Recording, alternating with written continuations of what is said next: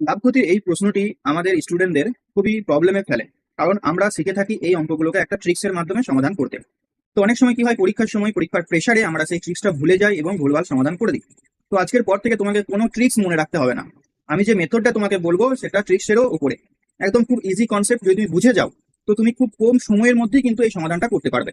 তো তার জন্য তোমাকে ধৈর্য সহকারে ভিডিওটা প্রথম থেকে শেষ পর্যন্ত দেখতে হবে এবং ভিডিওর শেষে তোমার জন্য হোম টাস্ক থাকবে। সেই হোম টাস্কের অ্যান্সার তুমি অবশ্যই কমেন্টে জানাবে।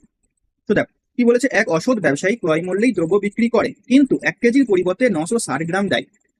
তার লাভের শতকরা হার কত? তার দেওয়ার কথা ছিল 1000 গ্রাম, 1 কেজি দেওয়ার কথা ছিল, মানে 1000 গ্রাম দেওয়ার কথা ছিল। সে দিচ্ছে কত গ্রাম? 960 গ্রাম দিচ্ছে। ঠিক আছে, এখন তুমি বলো, যেহেতু সে ওজনে কম দিচ্ছে তার মানে সে লাভ করবে, ইয়েস অর নো? যদি সে লাভ করে, তাহলে যদি লাভ হয় কোন একটা ব্যবসাতে, লাভ মানে কি বোঝাবে? বিক্রয় মূল্যটা ক্রয় মূল্যের থেকে বেশি হবে, মানে আমাদের পকেট থেকে যে টাকাটা গেছিল জিনিসটা কিনতে আর পকেটে যে টাকাটা এলো সেটা বেশি হবে। ক্রয় মূল্য মানে কি? ক্রয় মূল্য হচ্ছে আমাদের পকেট থেকে যে টাকা বেরিয়ে গেছে একটা জিনিস কিনতে, আর আমি সেই জিনিসটা বিক্রি করে আমার পকেটে যে টাকা এসেছে সেটা হচ্ছে বিক্রয় মূল্য, সোজা হিসাব। ঠিক আছে, তাহলে দেখো, যদি লাভ হয় তাহলে আমার পকেটে বেশি টাকা এসেছে, মানে বিক্রয় মূল্য বেশি। আর যদি ক্ষতি হয়, আমার পকেট থেকে বেশি টাকা গেছে। ওকে, তো দেখো, তাহলে এখানে কি হবে? বিক্রয় মূল্যটা বেশি হবে ক্রয় মূল্যের থেকে, রাইট? এখন আমরা কি করবো? রেশিও বের করবো। উপরে লিখবো বিক্রয় মূল্য, নিচে লিখবো ক্রয় মূল্য। তাহলে দেখো, যদি বিক্রয় মূল্য বেশি হয়, এখানে দুটো জিনিস আমাদের কাছে রয়েছে হাতে, এক হচ্ছে 1000 আর এক হচ্ছে 960। তাহলে কি বিক্রয় মূল্য বেশি? তাহলে বিক্রয় মূল্য বেশি মানে উপরে লিখবো 1000, আর নিচে ক্রয় মূল্যটা কম হবে মানে 960।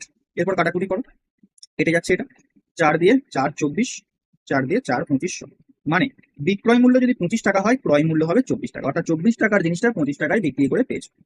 তার মানে তার 1 টাকা লাভ হচ্ছে। কতর মধ্যে? ক্রয় মূল্য ছিল 24, 24-এর মধ্যে 1 টাকা লাভ হচ্ছে।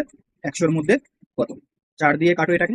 4 6 24, 4 2500, 25/6 মানে 4 6 24, 4 পূর্ণ 1-এর 6% তার প্রফিট হচ্ছে।